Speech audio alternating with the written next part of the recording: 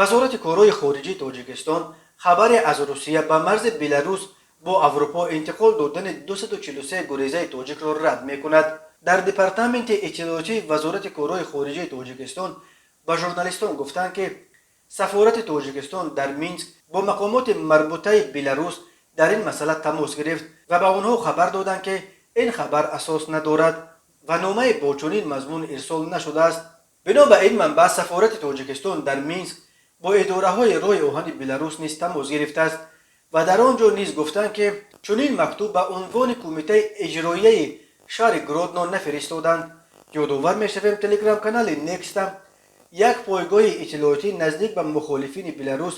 نسخه نامه رسمی سردار اداره راه آهن بلاروس و ام مروزوف به رئیس کمیته اجرایی شهر گرودنو را نشر کرد. در آن گفته می شود که گویا شب 18 دکتر ساعت 23:21 دقیقه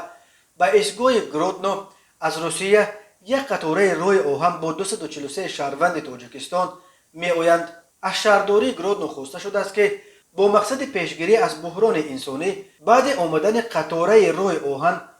در خود وокزال این شهروندان تاجیکستان را با خوراک و لباس مخصوص تامین کنند، چون که نوشته بود سردار اداره راه آهن بلاروس گویا بنا به معلوماتی که جانب روسیه ارائه میکند این افراد در یک حالت مرکب اجتماعی و معیشی قرار دارند. مروزوف همچنین نوشته بود که گویا اداره راه آهن آمدن این قطار با 243 شهروند تاجیکستان را بر اساس نامه سردار دپارتمنت شهروندی و مهاجرت وزارت کارهای داخلی از 6 دکبر برنامه‌ریزی کرده است. مقامات رسمی بلاروس و روسیه این خبر را تا حال شرح ندادند، ولی این بار اول است که درباره انتقال متشکلانه یک باره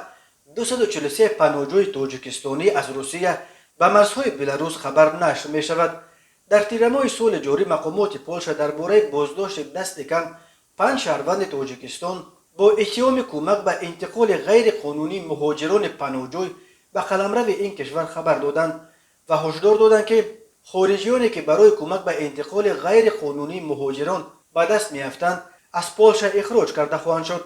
دست کم 2 نفر از تاجیک‌های در پولشا دستگیر شده را الکی اخراج کردند.